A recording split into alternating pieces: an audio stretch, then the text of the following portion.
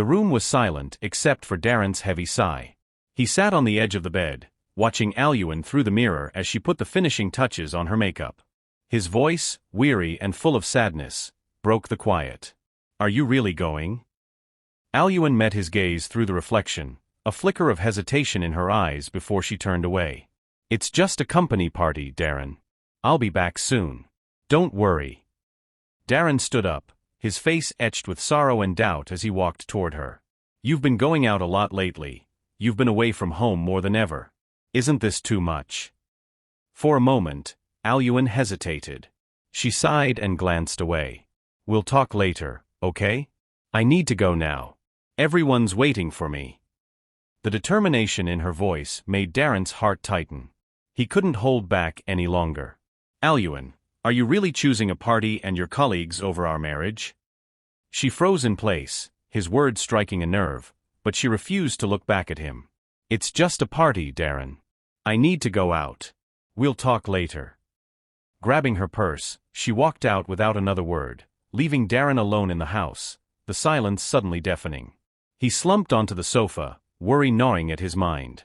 The image of Aluin walking away without hesitation replayed over and over, fueling his unease. He couldn't ignore it. He had to know the truth. Picking up his phone, he dialed a familiar number. After a few rings, a voice answered. "Darren? What's wrong?" It was Josh, an old college friend and a professional private investigator who had helped him through difficult situations before. Darren took a deep breath, trying to steady his nerves. "It's Aluin. I don't know, but something feels off. She just left for a party, but I have a bad feeling. I think she might be cheating on me." Josh was silent for a moment before his tone turned serious. "You want me to follow her?" "Yes. Can you start now? I'll pay you whatever you need, just help me." "Don't worry about the money, Darren. Send me her address and a recent photo. I'll follow her and keep you updated." Darren quickly sent the information, his heart pounding as he sat back down, unable to take his eyes off his phone. Minutes dragged by like hours. The weight of uncertainty pressed on him, making each second feel like an eternity. By 10 p.m., sleep was impossible. He lay in bed, staring at the ceiling, his phone resting on the bedside table. Every few minutes, he picked it up, hoping for a message. Finally, the screen lit up, and his heart nearly stopped. It was Josh. He opened the message with shaky hands. She didn't go to the party. Instead, she met a man. They didn't go to a bar or a restaurant. They held hands and disappeared into a small alley. Darren felt his breath hitch. His hands trembled as he typed back. "Josh, don't stop. Keep following them. I need to know everything." Josh's response was immediate. "Understood. I'll update you soon." 20 agonizing minutes later, another message came through. Darren opened it, and his world shattered. The images on the screen were undeniable. Aluin and the man were wrapped in each other's arms, kissing passionately. The final blow was the last image, Aluin leaning against a trash can, locked in an intimate act with him. Darren's body went numb. His eyes stayed glued to the screen, unable to look away from the painful truth. His heart felt as though it had been ripped apart, torn into tiny, irreparable pieces. The betrayal was devastating, a wound that no apology could ever heal. He sat in the darkness, the glow of the phone illuminating his face, but his mind had drifted into an abyss of disbelief and anguish. The decision formed in his mind, solid and unwavering. Divorce. He whispered, the word heavy with finality. There would be no second chances. No arguments. No excuses. He wouldn't confront her, wouldn't give her the satisfaction of pleading or lying her way out of it. Their marriage was over, and he would not waste another day pretending otherwise. By morning, Darren moved with an eerie calm. He greeted Aluin with the same cold distance he had decided on the night before. She prepared for work as if nothing had happened, unaware that her secret was already out. She said nothing, and neither did he. But in Darren's heart, everything had ended the moment he received Josh's message. As she walked out the door, he watched her disappear down the street, feeling no regret. She had made her choice, and now it was time for him to make his. The moment the door shut, Darren wasted no time. He began packing, clothes, important documents, anything he needed. He didn't intend to stay another night under the same roof as the woman who had betrayed him. When his suitcase was ready, he walked out without looking back. His first stop was the bank. He withdrew all the money from their joint account, taking what was rightfully his.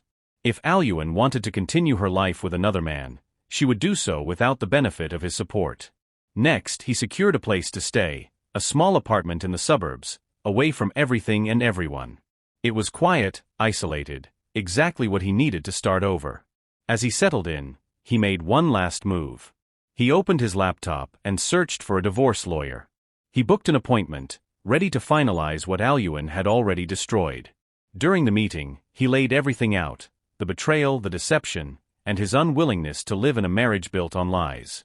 The lawyer listened, nodding with understanding before outlining the next steps. Darren felt nothing. No sadness. No anger. Just a quiet resolution. The chapter of his life with Alyuan had ended. Now it was time to begin a new one, on his own terms, free from the weight of dishonesty and heartbreak.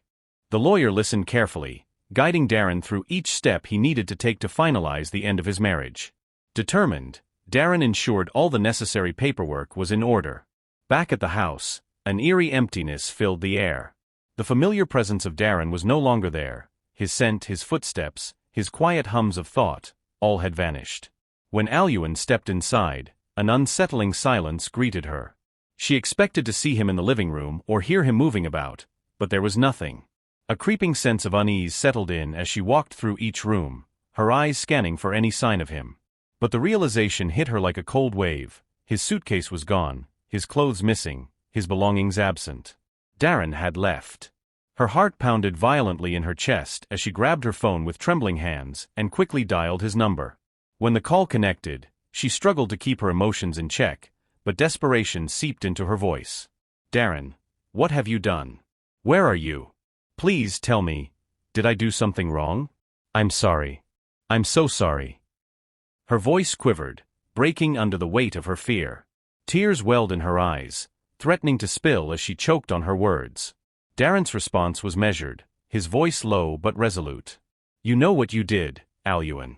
You betrayed me. You lied to me for so long, but now I know everything. I can't live with this anymore. His words were like knives piercing her heart. Alyuan gasped, her tears falling freely now, streaking her face as she struggled to respond. Darren, please. It's too late, he cut her off, his tone firm despite the sorrow beneath it. I've already met with a lawyer. The divorce process has started. Her breath hitched, and for a moment, it felt as though her heart had stopped. A cold numbness spread through her body trembling as she clutched the phone tightly. No, Darren. She sobbed. Please, let me explain.